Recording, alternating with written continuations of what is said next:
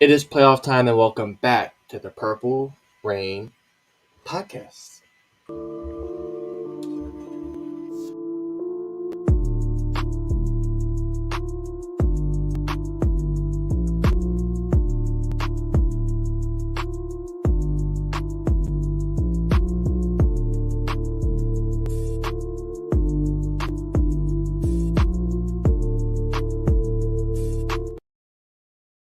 Yes, welcome back to episode 291 of the Purple Rain podcast.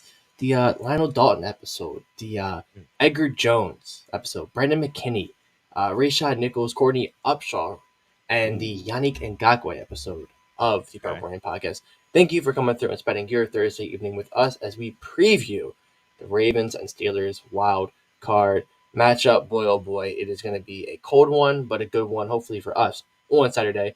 First and foremost, you can follow us on Instagram at the Purple Rain Podcast. Follow this guy right here on Instagram or on X at Sutton Death.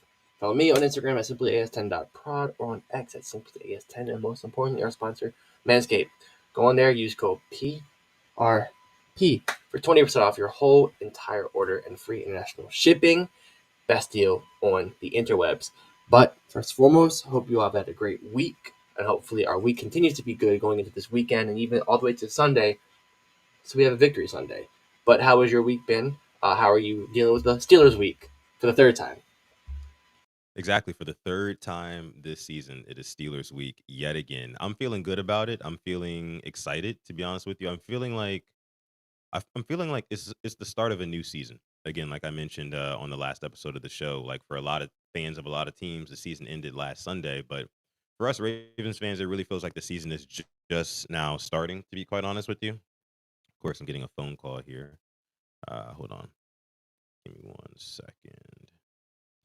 Uh, yeah, of course. I mean, it feels like this is the start of something new. And it feels like we have a long way to go. There's 4 more games to play, 4 more games to win, right? And it's going to start this weekend, this Saturday against the Pittsburgh Steelers. So I'm feeling good about it. I'm feeling confident. Of course, there's an elephant in the room that we have to address. Some news just came out today.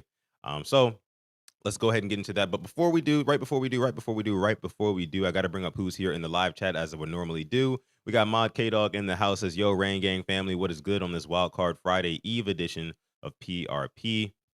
K Dog also says, PRP is sponsored by Manscaped. You can use the code PRP for 20% off your entire order plus the free international shipping. You guys already know the drill there.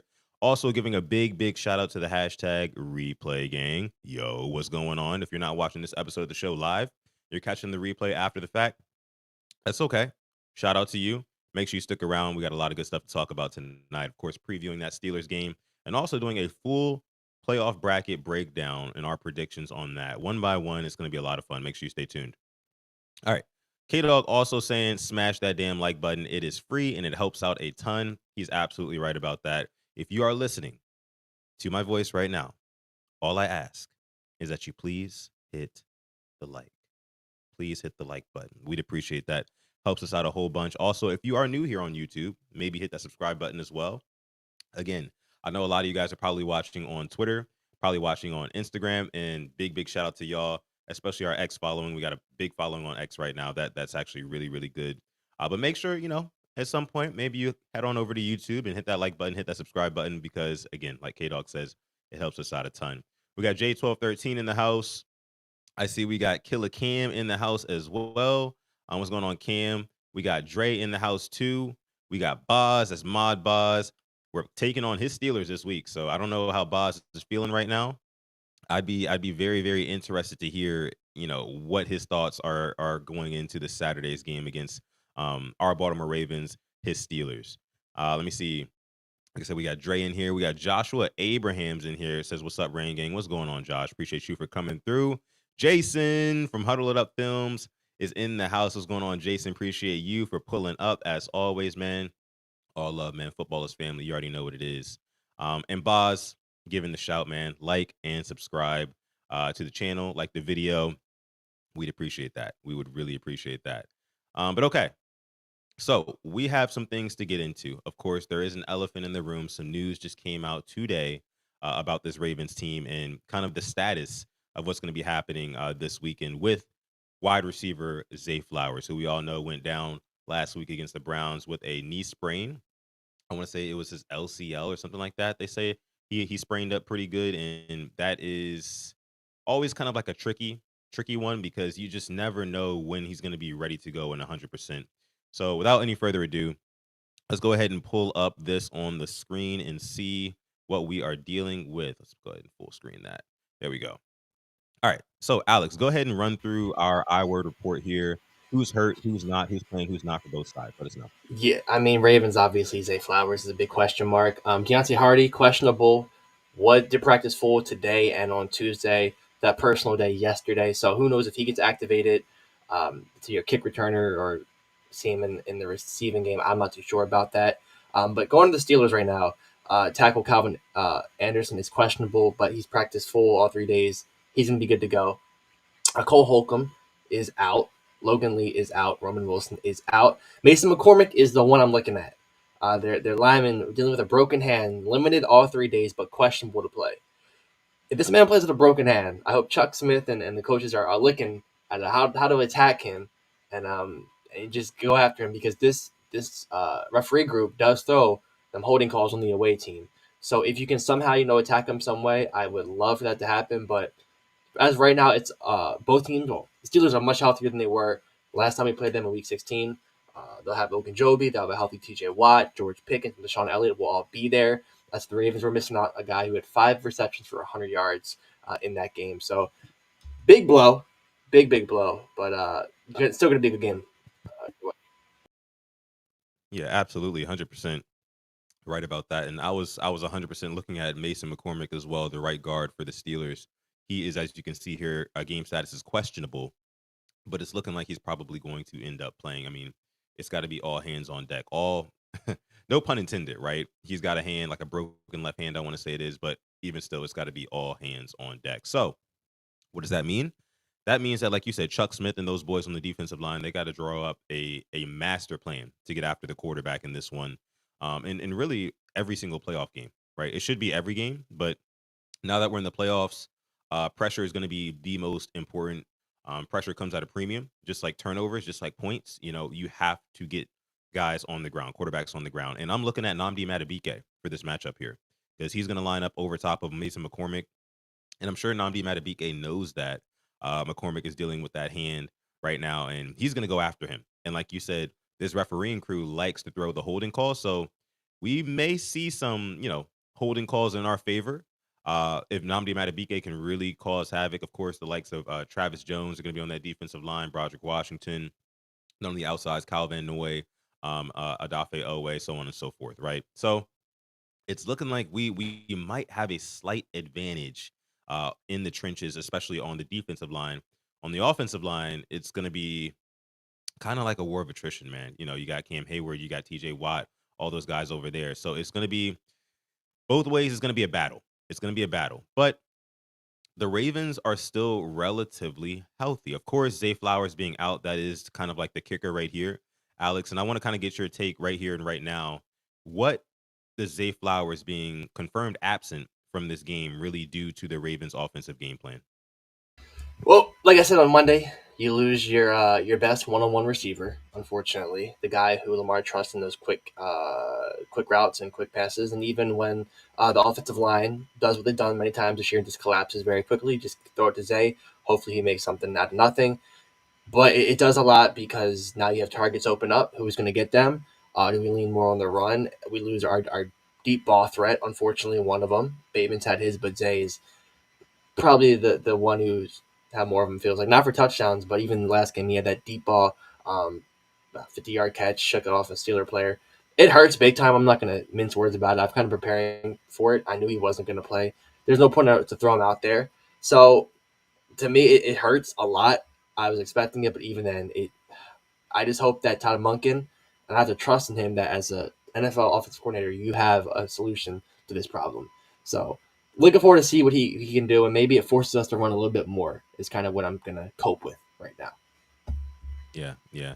And I can see that. I can totally see that. I was on live earlier today, kind of talking about how, even more so than ever, the run game is going to be the emphasis in this one. And I think throughout the playoffs, of course, because The way it's looking right now, Zay Flowers not practicing at all. There's no hints of him coming back to practice. There's really been no news except for today. We get the news of he's not playing.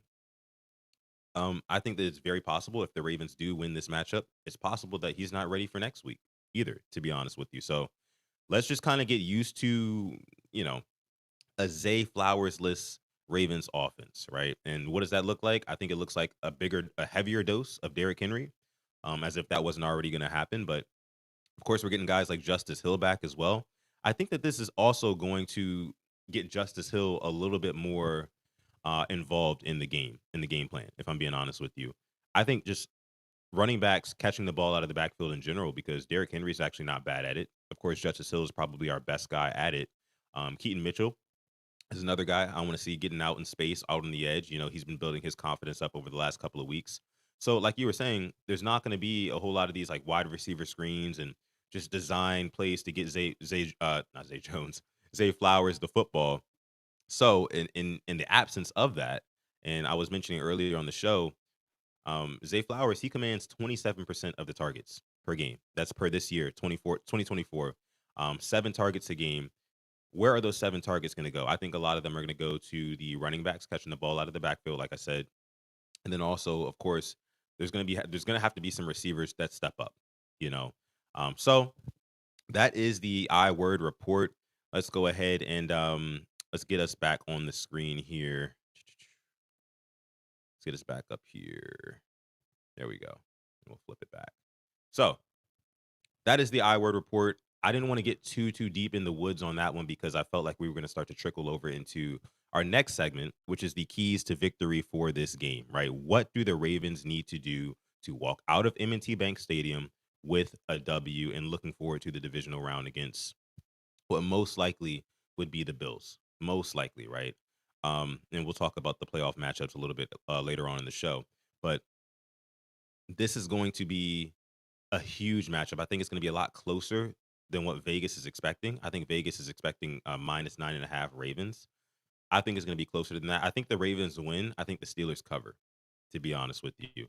I think it comes down to, a late game go ahead touchdown for the Ravens or something like that. It might be a stalemate for a lot of this one. I really hope it doesn't. I really hope it doesn't. But with a Zay Flowerless offense, somebody else is going to have to step up. So let's kind of start here. We can have kind of like a common denominator key to victory. What receiver or tight end do you think is going to step up the most in Zay Flowers' stead here?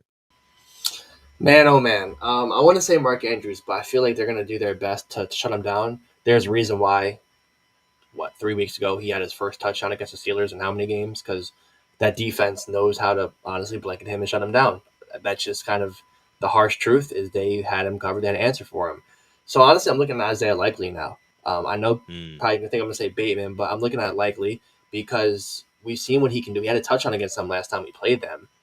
But if he's able to, maybe expose some, the open field of the middle against them, and that run after catch that we've seen so many times this year, 4 or 5 catches. I mean, it could be one of those sneaky ones, but we know he can take over a game. Unfortunately, when he takes over games, we haven't won it, like in week one. But if he can, make his presence felt and get some more attention from him, that will open up another guy like Andrews. That'd be very nice to see. But I'm gonna go with Likely right now. Go with Isaiah Likely. I mean, that's a good response there. And you said something interesting, like likely has the ability to take over a football game as a pass catcher. And if I'm being 100,000% honest with you right now, I don't know if there's any other pass catcher on this team who has taken over a game the way that Isaiah Likely has a couple different times in his career. I mean, you said we've never won one with Likely taking over, but I can look back to his rookie season when, against the Bucks, I think it was Monday Night Football or Thursday Night Football, one of the two. And he turned up in that game, had a touchdown or two, has a couple of big plays there. And then, of course, that week one matchup against the Chiefs, the one that we barely dropped by Isaiah Likely's toe, quite literally. Lamar Jackson was just going back to Isaiah Likely, and it was just awesome to see. If I'm being honest with you, I really did enjoy seeing that from him. Um, I remember in that game, he was targeted in the end zone, came down hard, I think, on his back. He had to leave the game for a play. Then he came right back in the following play, and Lamar Jackson goes right back to him. And he catches a touchdown, would have been a touchdown if his toe wasn't out of bounds. So I think you bring up a very valid point, and Isaiah Likely might be the guy to get open and really kind of turn up for us in this one.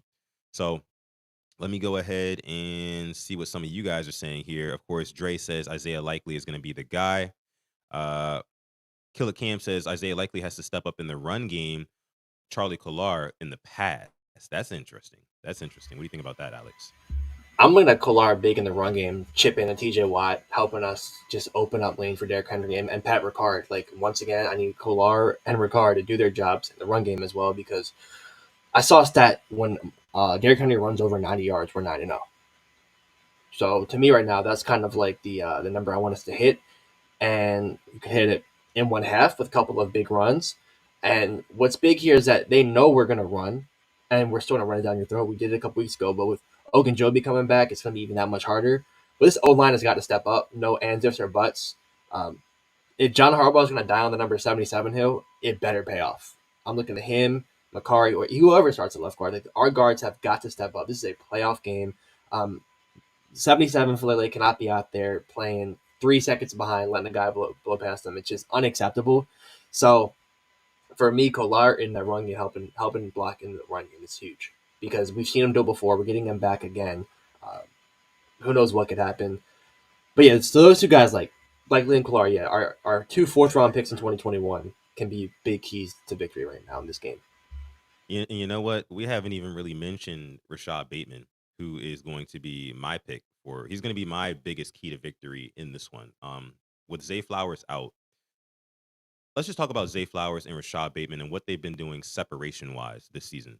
I think those are two of the best separating wide receivers in the NFL right now. I'm not going to say the best, but they are up there, like top 10, respectively, for both of them.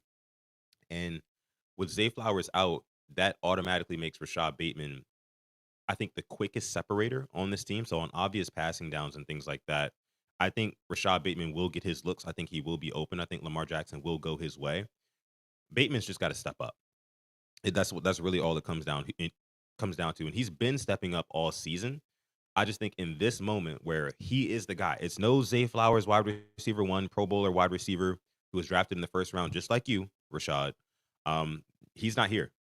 So you have to step up in his place. You have to make those catches. You cannot have those kind of like timely drops that we've seen Rashad Bateman have before in the past, right? Like we can ill afford that going into this game against the Pittsburgh Steelers and really just throughout the playoffs in general, but especially this game. It's going to be cold outside, and I can guarantee you they're going to try to put a body on Rashad Bateman. They are going to try to, uh, be way more physical than he is and try to knock him off his spot and make sure he doesn't get to his spots as quickly as he knows he can or he's known to be able to be. Or so it's just for me, Bateman's got to if Bateman goes out there this week and gets 5+ catches for 70, 80-ish yards and above and a touchdown, kind of like last week. Kind of like last week. I think that really stamps Rashad Bateman as solidified, bona fide wide receiver 2. Dare I even say fringe wide receiver 1? Because I said it a couple of weeks ago on the show. I honestly think that Rashad Bateman is a more well-rounded and complete wide receiver than Zay Flowers, right? And that's why I have a lot of optimism and a lot of confidence in him going into this game and what he can do. He's just got to sense the moment. He's got to seize the moment, right? This is for him. This one is for him, man. And I think that he's, like I said, Lamar is going to give him his opportunity, like he's been doing all season long, and it's been paying off for the most part. But now it's in the playoffs, right? And the pressure is on. Lamar Jackson talked about it earlier this week, how, sometimes in the playoffs he feels a little bit antsy. He tries to do too much because he's so excited and things like that. He's seeing things before they even happen. But now the game is kind of slowed down for him. And that's actually my second key to victory that I'm kind of touching on right here, right now. But Rashad Bateman's he's gotta feel that same way, right? Like, don't be antsy. Go out there, play your game, and catch the freaking ball, man. We know you're gonna get open. We know you're gonna get open, but catch the ball and let whatever DB is standing in your way, whether that be Joey Porter Jr., I don't care who it is, right?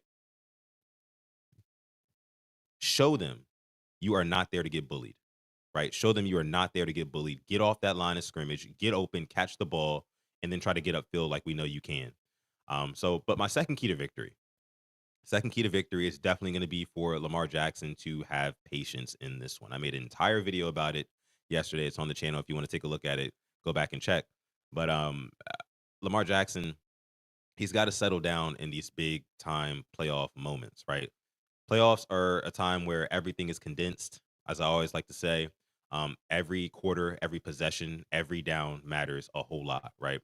And Lamar Jackson, we know him to be this explosive, this electrifying player on offense. And I think him marrying that electrifying part of his game to also being more of like a game manager would make him literally unstoppable in this league and especially in these playoffs as well. And I think that he's kind of taking heed to that advice. And he mentioned it the other day. He's basically just got to calm down, do him and not try to over anticipate things, right? Because he said he's seeing things before they even happen, and that's just called anticipation, which is not a bad thing for a quarterback, right? But when all it is like you're trying to get the big play out of it, it leads to things like we saw with Isaiah Likely in triple coverage for the interception last season in the AFC Championship game. It leads to things like the Bills pick six a couple of years ago, even though that's a little bit different, even though he did try to fit that into a tight window. So, you know, he's got to calm down. He's got to play his game. And third key to victory for me before I toss it over to you, time of possession. Maintain and control time of possession in this one, right? Stay on the field on third downs. Make that Steelers defense get tired by about the third quarter, right? And then Henry will really start to eat on them. So those are going to be my three keys to victory. Rashad Bateman stepping up, other pass catchers stepping up in general, like you mentioned, Isaiah Likely. Also Lamar Jackson being patient. And then what did I just say? Oh yeah. My last key to victory. My last key to victory is uh damn, what was I about to say? What was I just saying? I totally forgot. You're good. You're good. Um, I do agree with them. I'm looking at mine. It's the line for me. The second one is the line. How brings it up. T.J. Watt, Ogunjobi, Cam Hayward, Alex Highsmith. Those four guys were bad. I watched Cam Hayward bull rush a lineman basically into Joe Burrow's lap last Saturday night. Gratefully, thankfully Lamar will probably roll out of that and run that way. But even then, this line has got to show me something. I Oh yeah. trust these tackles. I trust the center, but I need to see this team just those two guys just have a simple just sense of manhood, a bit of self respect because there's a reason you've kind of been getting blasted all year. We're not Ravens fans aren't picking on a player just to like shit on them, Right. for lack of better words. You're playing poorly, and it's showing. I'm not letting some Pro Bowl alternate fluke Mickey Mouse vote lead me to believe Daniel Falele is an elite guard. I grew up watching Marshall Yanda. Bro, you're not gonna sit here and gaslight me about that alternate Pro Bowl thing right now. It's not happening. We watched Kevin Zeitler the past couple of years. You're not doing that to me. Yeah. So I need them to like. I'm not asking you to play elite. I'm not asking you to be freaking uh, Walter Joe's out there and Ogden and all those guys. I'm not asking for them. I'm just asking to be like just average, or just above average for the guards. I know the tackles will play well, the center will play well. My second, my third one. I'm looking at the secondary. Calvin Austin popped the big one on us last time we played. George Pickens didn't play. I know I'm not gonna sit here and be fooled by his last game. He's gonna have his targets. He's gonna have his plays. We have to limit them. I'm looking at 21. I need Brandon Stevens to maybe not be on the field at points. I think Nate Wiggins, his confidence is at a sky high maximum right now. Like the way he's been playing, pretty freaking good. I mean, shutting down Malik Neighbors at the goal line on back-to-back plays. I'm not letting that go, past me because that was elite. But I need us to just limit those big plays. We can't let a Russ Moonball hit us. They were not connecting last week. And kind of to go on with the defense is to get pressure on him. First drive we played them last time, Calvin Noy laid Russell Wilson out back to Seattle. He hit him so hard. He probably thought he was the Pete Carroll on the sidelines. I need that again, but I need to be legal. We can't get any BS rough in the passers that we'd like to do in the playoffs, unfortunately. So mainly just the defense, kind of just staying true, playing the ball. They've been playing for the past 8-9 weeks now, and then the line just playing their game, but just playing average to above average, and just open up holes, giving Lamar a little bit of time, and not let him have happy feet. And going on to your game manager real quick. I know they didn't win the Super Bowl, but there's a reason why quarterbacks like Brock Purdy and Jimmy Garoppolo got the Super Bowl. game managers. Mm, They weren't making yeah, the mistakes. They didn't win it for a reason, because to win, to me, you have to have talent, yeah. and be very, very talented. And I'm not taking away from them, but they got there for a reason. So I'm gonna agree with your game manager point.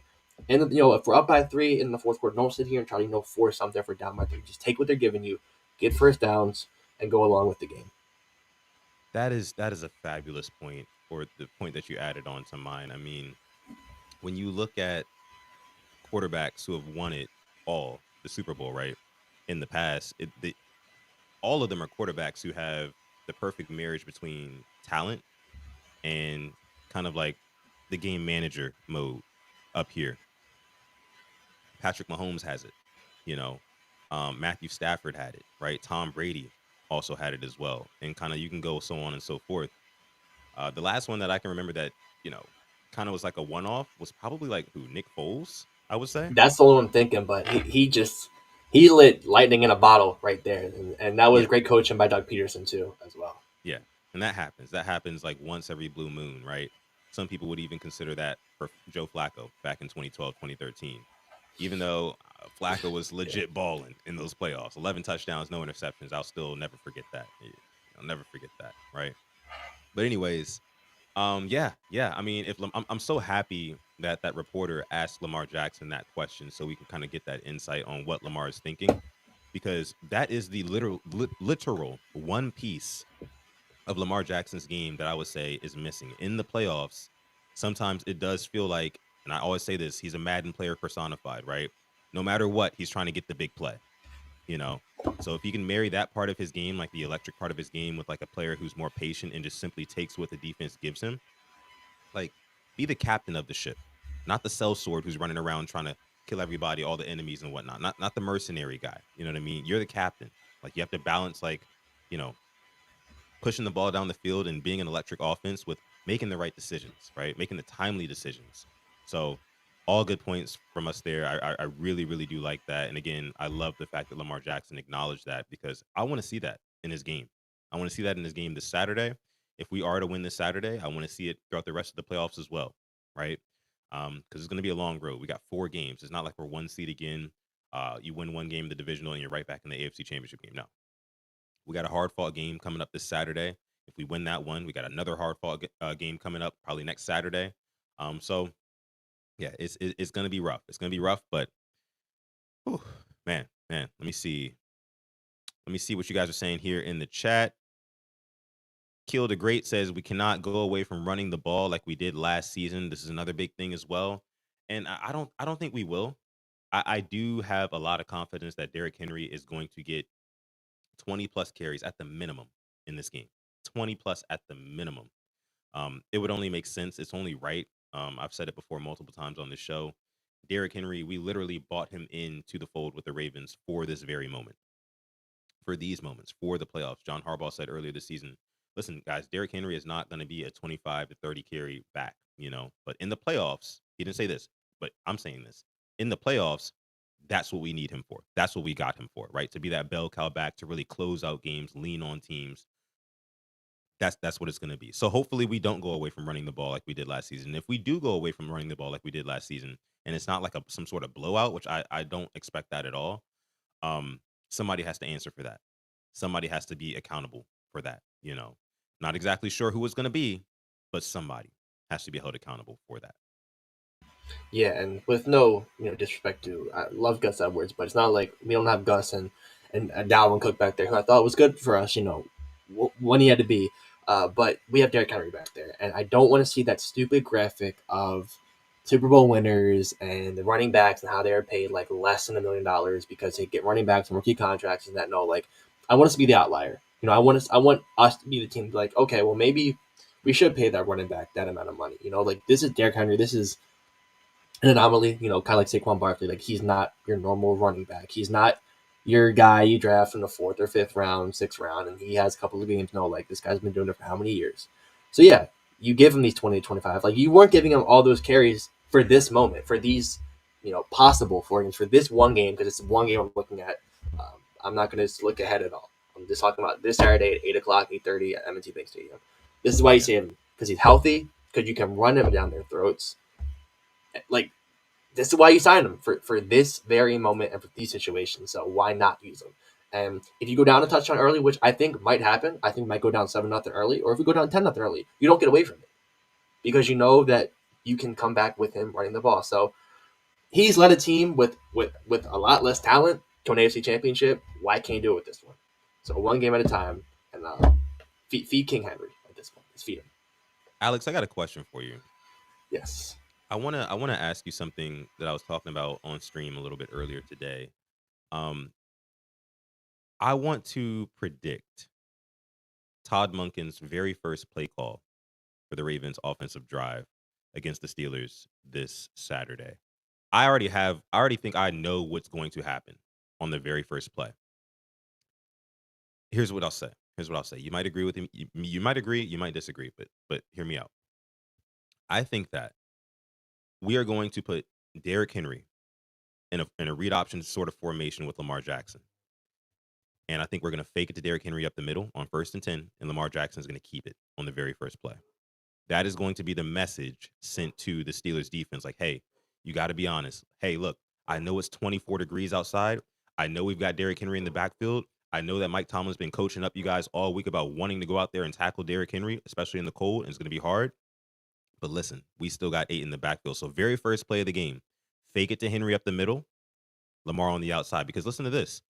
Derrick Henry, and somebody mentioned in the chat earlier, Derrick Henry was averaging 2.5 yards a carry in the first game we played the Steelers, right? They were selling out to stop him on first downs. On early downs, they were selling out to stop Derrick Henry. That's the way that you beat the Ravens. Get them behind the chains, right? So I think in order to stay ahead of the chains, and this is also something that Todd Monken talked about, he actually told this to Dan Orlovsky of all people. Todd Monken did. He said that the Ravens are most dangerous when they stay, ahead of the chains, when they stay ahead of down and distance, right? Second and shorts, third and shorts, things like that. So I think in this one, you're going to see guys like Patrick Queen try to plug up the middle to stop Derrick Henry on that first play, and Lamar Jackson's going to burn him on the outside. Of course, there will be somebody always assigned to Lamar Jackson. There's going to be a read man there.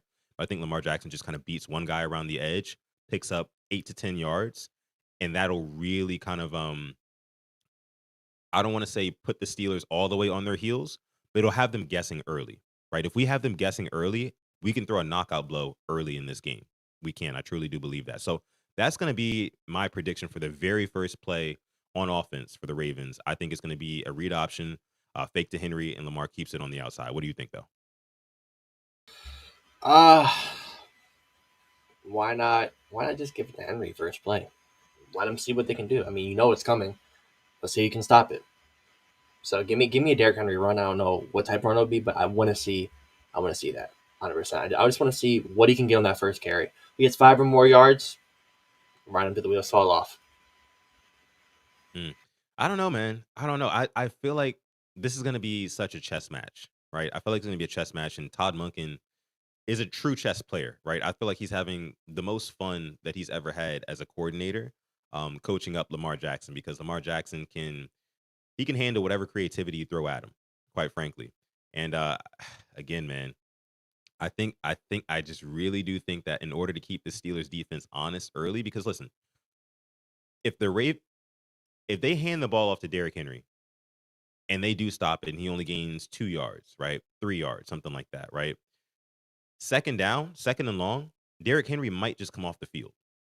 We've seen it a lot of times where Derrick Henry comes off the field on those second and long, third and long plays, and they'll throw out Justice Hill to kind of make the offense a little bit more multiple, right? You can run the ball, you can throw it to Justice Hill, things like that. So to kind of avoid that, I think that they'll try to keep them honest early. So we'll see. We will see. I'll say that's my bold prediction. That's going to be my bold prediction for this game. I also have another one. I do think Kyle Hamilton gets a pick. You mentioned it on the last episode of the show. You said that some of those moon balls from Russell Wilson, it's going to be windy out there. Hopefully they turn into errant throws, things like that. Maybe he's trying to force it down the field. Maybe we see a tip pass over the middle. But I do think some way, somehow, number 14, Kyle Hamilton, will come up with an interception on Saturday. That's just me.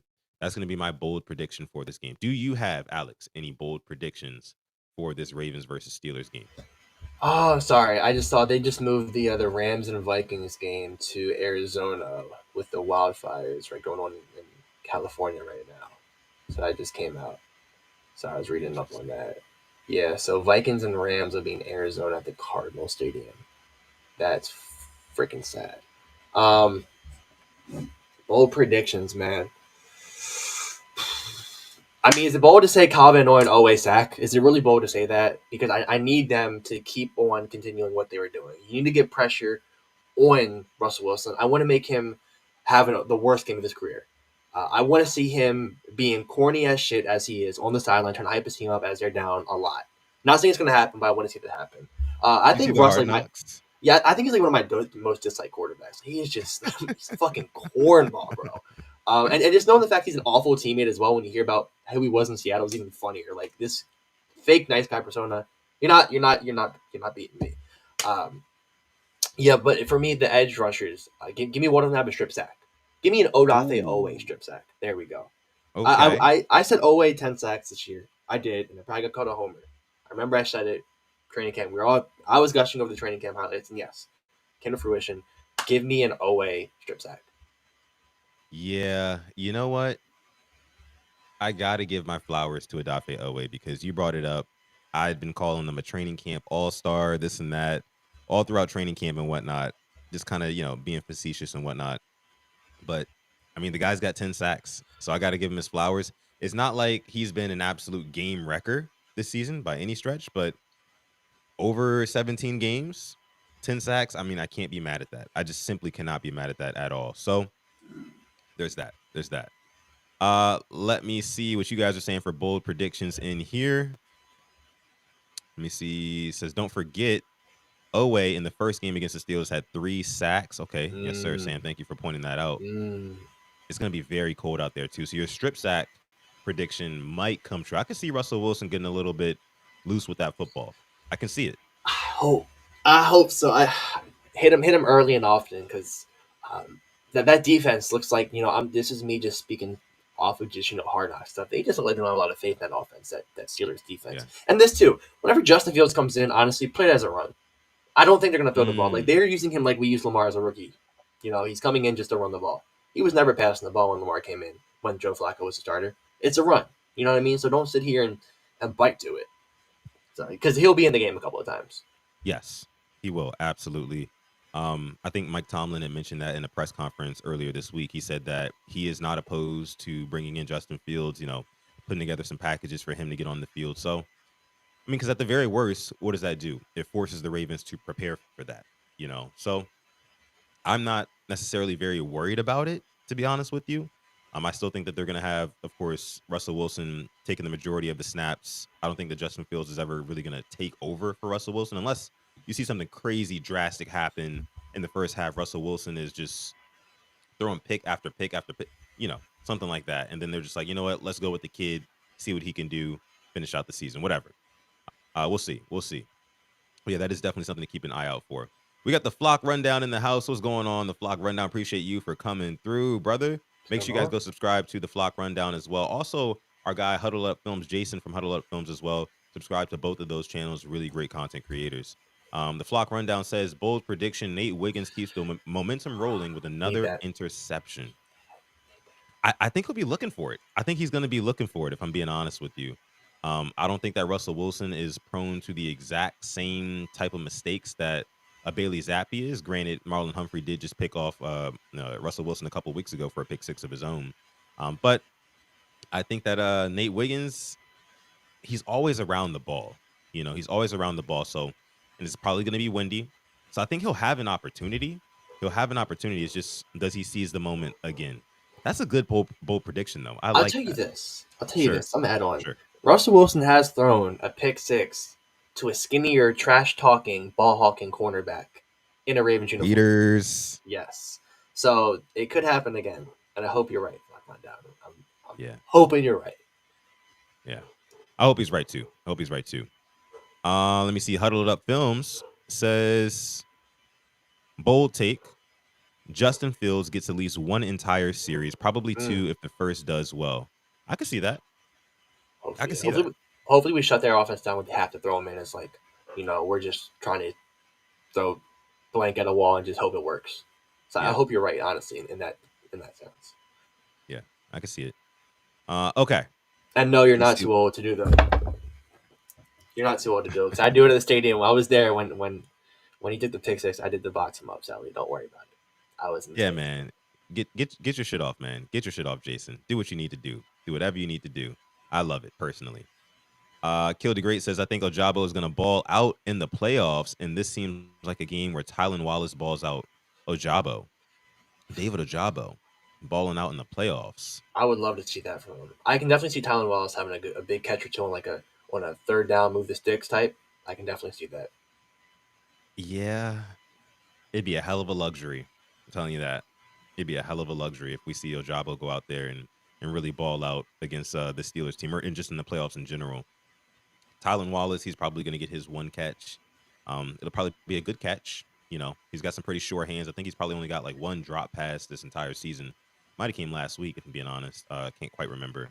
But yeah, I don't really expect too much from those guys. Again, the playoffs is where your best players have to come to play. And I think Lamar Jackson is going to be targeting, of course, guys like Rashad Bateman, uh, Andrews, and likely, I know a lot of people are saying they're going to bracket Andrews. They're going to double him, make sure that he doesn't get off. And historically, like you just mentioned earlier, the Steelers have actually been pretty good at shutting down Mark Andrews. So Yeah. I think the Ravens will have to go in a different direction. I think Isaiah likely will be a very viable option.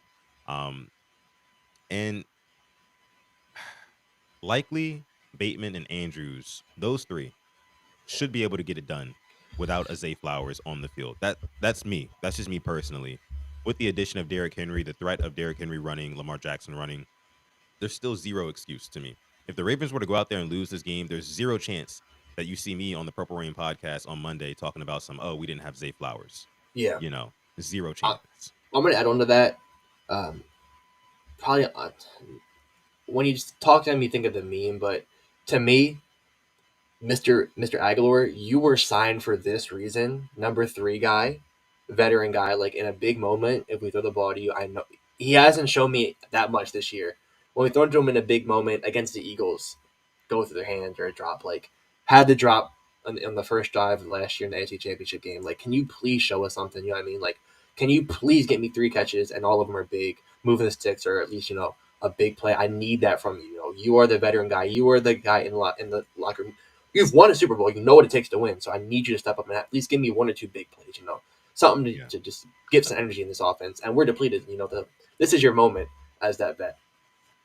Yeah, I mean, he did score a touchdown in last year's playoffs, so maybe we can see another one from him this year. He's a vet guy, like you mentioned, and we brought him in to kind of be that veteran presence in these types of moments. So hopefully we can see something from him, especially with Zay Flowers down. KP says, bold take. This is a Justice Hill legacy game. I was mentioning it earlier. You know, Justice Hill is back. He's always been a good change of pace back for us. I think catching the ball out of the backfield is going to be big for him in this one. Alex, after we're gonna do our score predictions, right? And then if you could, because I promised Mod Roosh, I don't know if Roosh is in here. He was in the stream a little bit earlier today. I promised him we would do a 3-leg parlay for this game. Okay, I got you. Put together a If the 3-legger. Lions are out, obviously. They got to be out by now. They got to be out. They Games in weren't two out this days. I hope so. I'll let you know that. Yeah, yeah. So, all right. So let's go ahead. You can pull that up. But for now, let's go ahead and give our score predictions for this game. If you're watching right now, thank you so much for tuning in to this episode 290 of the Purple Rain podcast. Make sure you like the video, subscribe to the channel, and drop your score predictions down below in the chat room. If you're not watching this live and you're part of the hashtag replay gang, first off, hello. Thank you for joining the show. Make sure you drop your score predictions down below in the comments section, okay? So this one, and I hope my guy Chike is in here because he asked me for this earlier too. Score prediction for Ravens and Steelers at the bank, of course. I'm going to go 27-19 Ravens. 27-19 Ravens. So like I said, I think that the Ravens win, but the Steelers cover just barely, right? So I'm gonna go 27-19. I don't think it's gonna be a runaway game. The Steelers have not scored 20 points in a month. They haven't won a game in a month. But you can toss out all of that out of the window. This is still gonna be a hard fought game. AFC North divisional rivalry. They want it bad. Of course, we want it even worse, right? It's our time to win. To be honest with you, we got to get one. So I'm gonna go 27-19 Ravens. What say you? I'm gonna go 28-20 Ravens. Vegas knows what they're doing. One possession game. They know that line 8.5, 9.5. That's perfect. Um, I do have the Ravens winning. Here's my thing. I'm gonna say, if we were in some knock on wood to lose, I'll be upset. But it would just tell me, and I don't want it to think, but like you don't deserve to go far if you can't beat your rivals in the playoffs. That's not a Super Bowl winning team to me.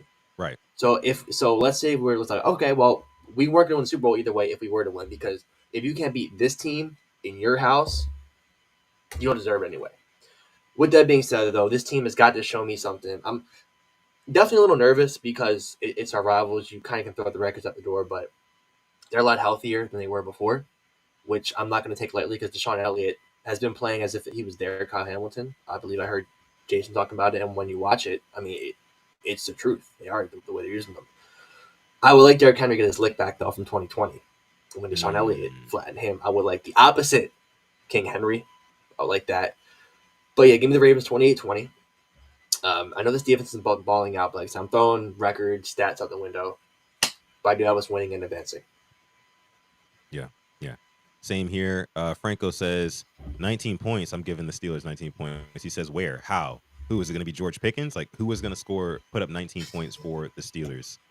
Man, I tell you. Michael Pruitt scored on us. Cordell Patterson scored on us a couple that's, weeks ago. that's what I'm saying, man. Like it's really no telling. It could be Jalen Warren breaking off a big one for all I know. You know what I'm saying? Just off the random. Of course, Najee Harris. They're going to try to bruise us with those backs. I don't think that their running game will do too much, but you really just never know. They're going to get desperate. I do think they're going to get desperate and try to push the ball down the field. It might work on a drive or two, and they might score a touchdown or two doing that. Maybe a garbage time touchdown, something like that, uh, for them to cover the spread. Like you said, Vegas knows what they're doing. I feel like Steelers might score a late garbage time touchdown just to cover, and that'll be that, right? Yeah. So, yeah, that's where I think it comes from. My guy Chike is in the house as I'm here, Sutton and Alex. I'm going to go 27-10 Ravens. I think it's close to begin with, and then Derrick Henry runs Baltimore to Buffalo for the divisional. That would be Oh, ideal. oh, That would be ideal. I think that's the Ravens' game plan, to be honest with you. They want to, you know, get up on them early. Lamar Jackson, do your thing, right? Make a couple of big plays, and then all right, third quarter and on. Oh, we're up a touchdown. It's the Derrick Henry show. yeah. It's the Derrick Henry show. And you mentioned the magic number being 90 rushing yards for Derrick Henry. We're 9-0 when he rushes for 90 or more. So I could totally see them trying to hit that mark. I'm sure the Ravens know that as well. I do fully expect Derrick Henry to get over 100 yards rushing in this one. But another big thing for me is going to be ball security, right? Mm-hmm. Ball security is going to be absolutely huge. If I'm not mistaken, the only fumble Derrick Henry has on the season came against the Steelers. Am I right? Yeah. Yeah. And I know for one thing, the Steelers have been struggling with ball security on their side a lot recently, and that's probably led to a lot of their losses, including the one against us. Of course, Russell Wilson just thought Darius Washington was just a guy and ends up getting blown up and losing the football. But on our end, right, we have to make sure we take care of the football. It's going to be cold out there. It's going to be a little bit easier to punch that ball out. I'll say that. So, yeah, man, Derrick Henry's got to keep it tucked, but I think he definitely goes for over 100 yards rushing in this one. And like my guy Chike says, he runs us to Buffalo. Yeah. Yeah. So we do have player props as well. If we want to go Okay, one, talk about let's that. get into it. Let's get into it. Yeah. All right. So passing, Lamar's over under is at 217.5. So Okay. I was going down Ravens. Mark Andrews Jose. 45.5. Rashad Bateman 46.5. Isaiah Likely 27.5. Derrick Henry 4.5. Aguilar 18.5. And Justice Hill 17.5. Give me Derrick Henry over 4.5 receiving yards. I I'm like gonna that. take that one. Yeah, Yep. I that's think it's one hit leg. in a couple of final games. Rushing props, Derrick Henry's over under 99.5. Lamar Jackson 49.5. Justice Hill 8.5. This is a good one too. I just sat here and said I think Derrick Henry goes over 100 yards rushing in this one. I just don't like betting on Yep. guys to get 100 yards rushing. Like it's just Yep. so you got to wait and see, right? Unless you get that big run, it's like you're just waiting there for like 6-yard runs and 4-yard runs to add up over the course of a game. And it's just like, I hate waiting forever. But what do you think about this one? Who do you think? I was gonna stay away honestly. If I do it, I do like all like plus 80, 80 plus for Derrick Henry, Yeah. Yeah. something like that. Now I'm What are looking the at odds these on that? receptions. For 80 plus for Yeah. Mr. Henry, minus 270. Minus two. Yeah. Yeah. You can't really. For a three-legger, but it is kind of like we're trying to keep it safe, right?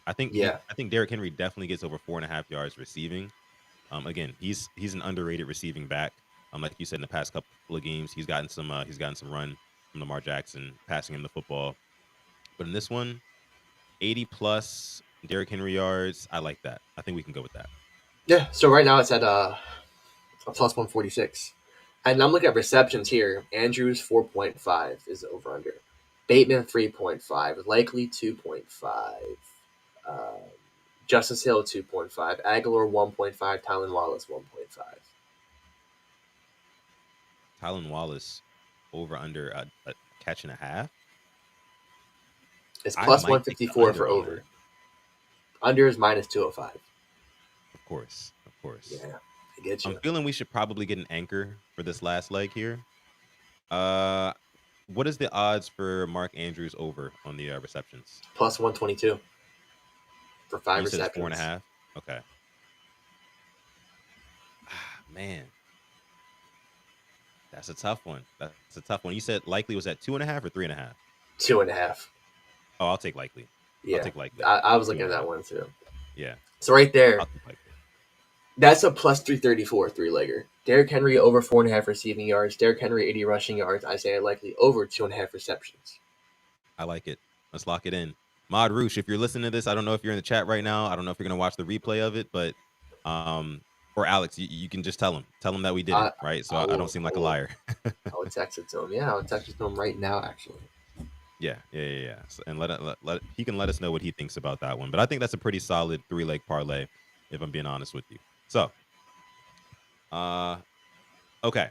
So I think we have talked at good length about this Ravens versus Steelers matchup. We're already almost an hour into the show. I didn't even realize we've been going for that long already.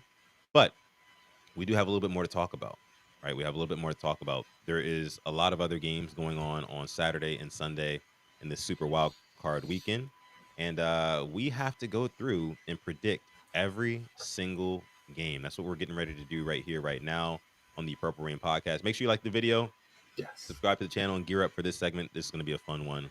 We want you guys to kind of interact with us in the chat on this one too. Let us know who you think is going to win and lose each of these games as we go through. And we're doing the whole bracket. Doing the whole bracket, by the way, just so you know. Just so you know. Because the playoffs haven't started at all yet. So go ahead and bring it up on screen here. Make it a little bit bigger so we can all see. Like so. Okay. So the bracket is set, right? Here we are. I think we can go ahead and start with the AFC side, and then we'll work our way to Yeah, the left on the NFC side here. So yeah. let's just go through it. We've got Bills and Broncos, right? In Buffalo. This is going to be a very interesting matchup, but Alex, what are your thoughts on it? Who do you think takes it? I think the Bills take it. I think it'll be a close game, but I think they have the much better quarterback, and I do have them taking this game and beating the Broncos. Like I would love to just say with full confidence that, the Bills are going to handle business against the Broncos, but for me, I just think that this is going to be a lot tougher of a matchup than a lot of people expect. Yes, the Broncos are 7th seed right now. Bills are 2 seed. They've been flying high. Josh Allen for MVP, whatever. But at the same time, the Broncos have a rookie quarterback who's not really like rookie age, to be honest with you. He has a lot more experience than just your average normal rookie, right? In Bo Nix. Offensive line has been protecting him really, really well. I think they have probably the best offensive line in the league right now. They've got Pat Surtain. Bills like to run a lot of like 3-by-1, 4-by-1 formations, right? If Pat Surtain can shut down one side of the field, and you got guys like Nick Benito on that defensive line, it's gonna be a tough one for the Bills. But I do think the Bills will pull this one out. The Bills do lead the league in forced turnovers, I believe. and I believe they turned I believe they turned the Broncos over one good time, one crucial time, and they take this one. Josh Allen, he runs to victory. So yeah, I'll agree with you there. Give me the Bills over the Broncos. Moving on, we already picked the Ravens to beat the Steelers, Yes. so we'll go ahead and cue that up there. And let me actually see what y'all are saying here. Broncos are too inexperienced, says Killer Cam. Okay, yeah, I mean, I like that too. It'll be a good game, but he picks the Bills. Dre says Bills, but I think the Broncos defense is going to give them some problems. Yeah. Franco says Broncos, they have a tough and big defense. I think they can get to Josh Allen. Mm. I think so too. I think so Yeah. too. Yeah. But can they do it enough though? Can they do it enough? I wouldn't be surprised if we're on here on Monday talking about how the Broncos advanced in the playoffs and how the seating looks totally different now. So let's go ahead and move along here. Of course, like we said, we got the Ravens beating the Steelers, and then we have Texans and Chargers in Houston. It's going to be an interesting matchup here. Who do you got winning it? I have the Chargers here. I think they're playing the better ball. I think they have more confidence, and I know the Texans did beat a Titans team last week, but before then they were not looking too hot. Weren't winning, games against quality opponents, and that's all you're playing right now in the playoffs. Not having Diggs and not having Tank Dell is hurting them bad. Yeah. I just don't see them winning this. I mean, if they do, kudos to them. But yeah, give me the Chargers in this one, and Justin Herbert gets his first playoff victory. Yeah, I do agree with you there. I think that the run game will be a little bit too much for the Houston Texans to handle. In accordance with CJ Stroud, I just, there's been a sophomore slump. I don't think that anybody's really doubting that. When I watched the Christmas Day game that he played against the Ravens, it did seem like he had a little case of the yips. I don't know what that's about with him. He seems like he's hesitating a whole lot more. But if you hesitate in the playoffs, you will pay for it. 100%. 100%. So I am going to go with the Chargers in this one as well. So let me go ahead. Chargers. So of course you see the AFC divisional matchups are set according to our picks here. Before we move on, we do have a super chat donation. This one's coming from Asmodeus. What's going on, What's Asmodeus? going on? Appreciate you for coming through. Thank you so much dropping the two-piece in the chat here. Asmodeus says, my friend is dragging me to the Broncos game. LOL. I mean, Enjoy. it's a It's a good playoff game. game, playoff Enjoy it. Yeah. atmosphere. That's That'll gonna be be a good fun. game. Yeah. That's gonna be a really good game. I Love a can't wait. good, love a good sporting event. Asmodeus says he will report what it's like there. Yeah, Please definitely do. report back Please to do. us. Jump Yeah, through a we'd love table for to. me, please. We'd love to hear back from you on that one, brother. But thank you so much again for your super chat donation. We truly do appreciate it. All right, let's go ahead and move on here, and let's actually go ahead and make this full screen this real quick. There we go. Yeah. All right. So let's move on to the NFC wild card round. Over here, we have the Eagles taking on the Packers. Of course, the Lions have the first round bye. Eagles, Packers. Who you got, Alex? Yeah, I was talking about this on Monday. How there could maybe be upset, but I see Jalen Hurts is back to practicing in full, which is good for them. And Jordan Love is limited. Give me the Eagles in this one. I do think they beat the Packers. No Christian Watson out for probably next year, a good chunk of it as well. I do like the Eagles here in Philly. They're going to be good and healthy. Yeah, give me Philly. Yeah, I do have concerns about AJ Brown not practicing today. I heard, but I do believe he is probably going to end up playing. I think the Eagles just have a little bit too much talent. Like you mentioned, Jalen Hurts is going to play. He's out of concussion protocol. I think it was a big smoke and mirrors thing with him, to be honest with you, trying to like hold him out for as long as possible, keep people sticking their necks out of the window. Like, hey, is he going to play? Is he okay? Is he okay? Oh, a couple days before the game, oh, he's going to play. Now let's go get Yeah, prepared. Jordan Love, of course, like you said, limited in practice. Give me the Eagles in this one. yeah, I like that. This next one though, is so interesting because you have Mike Evans and Yes. Marshawn Lattimore playing again. Like this, Royal this Rumble might be the time. this could be the game of the playoff, like of the wild card. I really do think it could be. I think it's gonna be back and forth. Baker and Jaden just going band for band, going blow for blow. With that being said, though, I'm looking at this. I'm gonna go with the Commanders for my second upset. First real upset Mm. to me. The Buccaneers have faced an onslaught of rivalries. If they had Chris Godwin, maybe I pick them. But Lattimore in recent years, man, has had Evans' number. I know he had a touchdown against them in the 2020 playoffs. I get that, but he really hasn't been able to go off 5, 6 catches for 100, yards each. I think he'll get in his head. He's done it multiple times before. I think Jaden Daniels has another big game, and we saw how Lamar did against that defense. Once again, not comparing them, but just that same type of quarterback, that running quarterback, that dual threat. They got a hard Yeah. time controlling them. Give me the Right. Commanders in this one. Yeah, I totally agree with you there. I think from the perspective of like them being able to defend a rushing quarterback, they haven't been the best at it. Also, you couple that with the fact that the Manders got magic.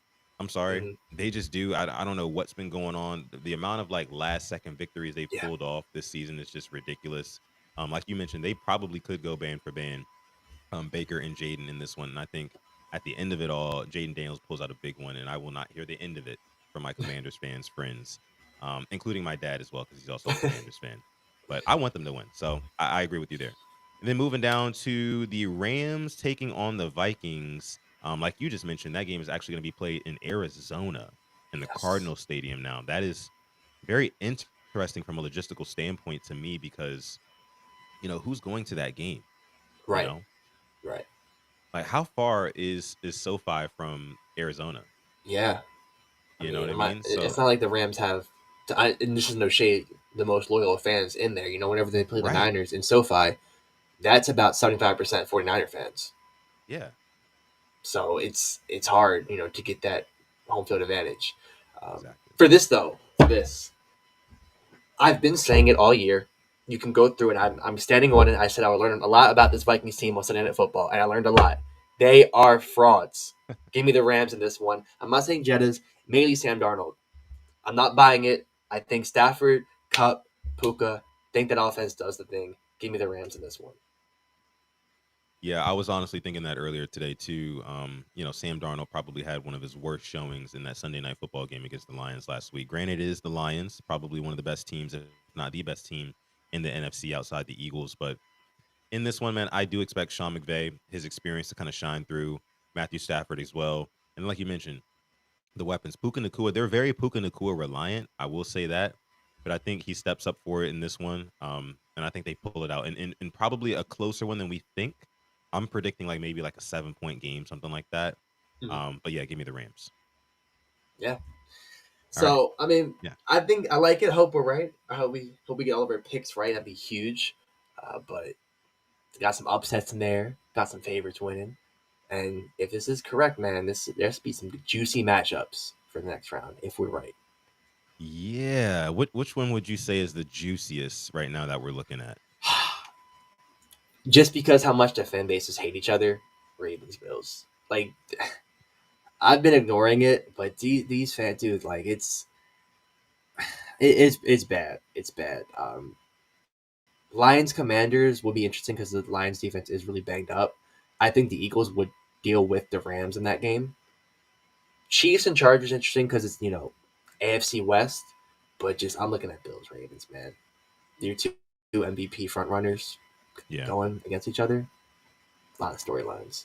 I can only imagine what Yeah. Twitter, Instagram, just all Oh, social media is going to look like that day. It is going to be just it's going to be a shit show, for lack of better words, right? yeah. Excuse my language, but it just is what it is, man. Killer Cam says here he doesn't care for the Bills. Um, eh, you know, I, the Bills are for real. They're for real. I do think, full disclosure, I think we beat the Bills, even on the road. And yes, we are going to do the whole thing as Modius. Oscar Lilienthal with the super chat donation, dropping another 2-piece in the chat. What's going on, Oscar? And Thank thank you, you so sir. much for Thank donating you. to the show. Oscar says, "Hear me out. Harbs versus Harbs AFC Championship game. That would be insane." I'll tell Mm. you, if they were able to knock off the Chiefs some way, somehow. First of all, thank you, LA, if they were able to do that. Even though I'm on record saying here, like, I want to see the Chiefs, right? But hey, if they get knocked off by the Chargers, I guess they don't really deserve to see us. So it is what it is. But thank you so much again for your super chat donation, Oscar. We truly do appreciate you. Let's go ahead and keep it moving here, though. Oh, we're doing it. Oh, I'm not. You can do it all. I'm talking one game at a time. I'm taking it one game at a time. I'm not picking. Oh, I see, can be see. that. I did this in 2019. I'm not doing this now. I will be the party pooper. You can blame it on me. All right, all right, all right, all right, all right, all right. Well, you heard it there first, folks. I'm not going to go without my co-host. I'm not going to go without him. So we're not going to do the whole thing. And I honestly was thinking about it as well. Like, damn, this is a lot right now. I think we should definitely take it one game at a time. But like you saw there, I mean, the matchups that we had up there. They look good. They look good. I think that ours against the Bills in the divisional round, if we were to beat the Steelers, right? Again, one game at a time. But that Bills game, man, that's the one I'm looking forward to. That's the one I would have circled, right? If we were to get scheduled against the Bills, right? I've got that one circled on my map, and I can't wait to see those boys. I really can't, because honestly, all season long, Bills fans have been acting like that Week 4 matchup just never happened. Like it's just erased from history. The head to head just doesn't matter at all. And I'm like, no, you're not going to do that for one. And if we do play all again in the playoffs and we embarrass y'all for a second time, oh man, the egg on their faces, the crow that they would have to eat is, oh, that would just be beautiful. It'd be beautiful. But Gotta get there first. we'll Gotta pick get this there. up. We'll pick this up next week. We'll pick this up next week on the show after we know the results from this week's matchup. So yeah, we wanted to do that, and after that, we were gonna go ahead and get out of here for this episode. It's already been over an hour. 291 has been a great one. It's been a fun one. Hope you guys enjoyed it. Make sure you like the video, subscribe to the channel as well. You can follow us on Instagram at the Purple Rain Podcast, just like you see right there. Of course, you can follow me on Twitter or Instagram at Sutton Def. I think I should still be. I'm still streaming on X right now. Also, again, we're live streaming on Instagram as well. So if you're watching on Instagram, shout out to you. And then my co-host over here on X, you can find him at simplyas10 and on Instagram at simplyas10.prod per usual. And yeah, our sponsor Manscaped. Go on Manscaped, pull your card up high to the sky. Use our code PRP at checkout, 20% off plus the free international shipping. It's been a great one. Hopefully the Ravens can go out there and take care of business on Saturday. We will see you on Monday. And with that being said, I'm gonna let my guy Alex take us out. Thank you for coming through. This is episode 291 of the Purple Rain Podcast, taking it one game at a time. Hopefully, come Monday, we're talking about the next week. But until then, eyes focus on Saturday. There's no bigger game than this, no more important game than this. We love you. We appreciate you. As always, stay positive. Test negative. Yes, yes, and never, ever, ever forget, even on the rainiest of days, to call God. It's been episode 291 of PRP. We're going to catch you guys in the next one.